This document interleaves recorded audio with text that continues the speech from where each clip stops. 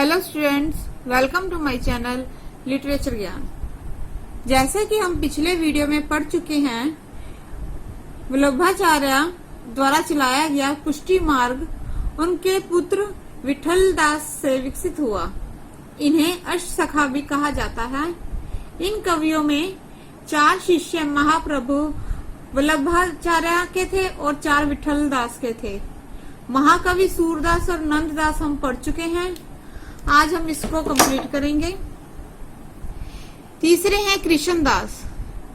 कृष्णदास जाति के शूद्र थे, परंतु अपनी योग्यता के बल पर ही श्री नाथ जी के मंदिर में प्रधान मुखिया हो गए थे।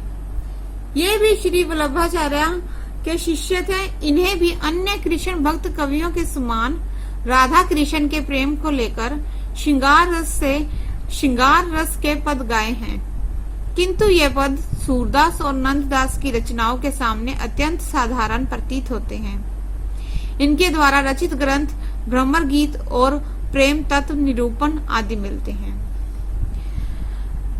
परमानंद दास, आप भी श्री वल्लभाचार्य के शिष्य थे।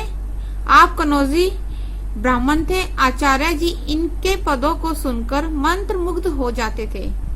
इनकी प्रसिद्ध रचना एकमात्र परमानंद सागर है।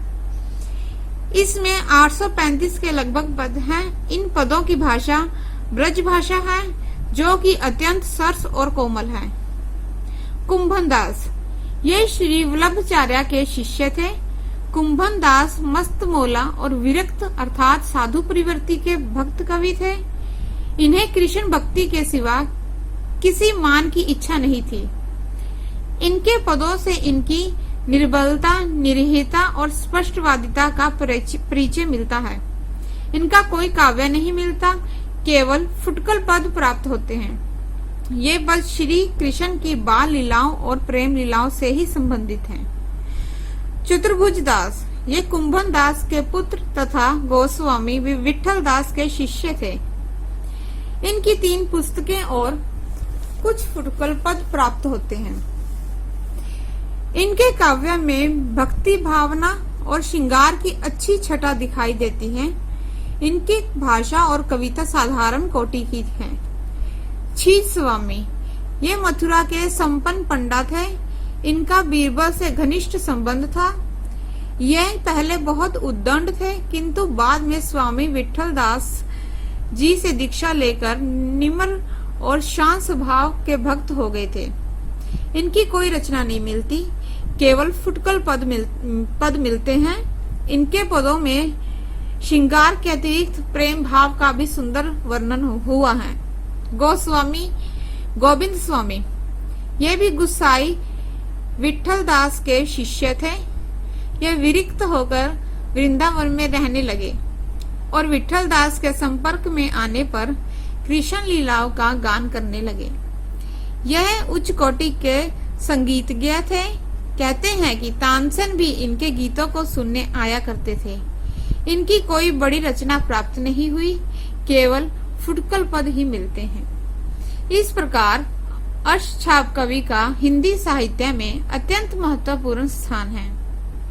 इन कवियों द्वारा ब्रज भाषा में मधुर और ललित गीति काव्य का विकास हुआ।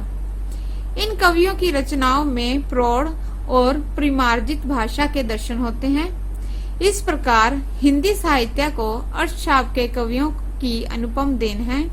जो लौकिक गीत परंपरा समाप्त सी हो गई थी, उसमें फिर से इन कवियों ने प्राण फूंक दिए। ये सभी कवि हमारे सामने गायक भक्त के रूप में आते हैं। इन कृष्ण भक्त कवियों के संबंध में ये कहना आवश्यक है कि ये अपने रंग में मस्त रहने वाले जीव थे।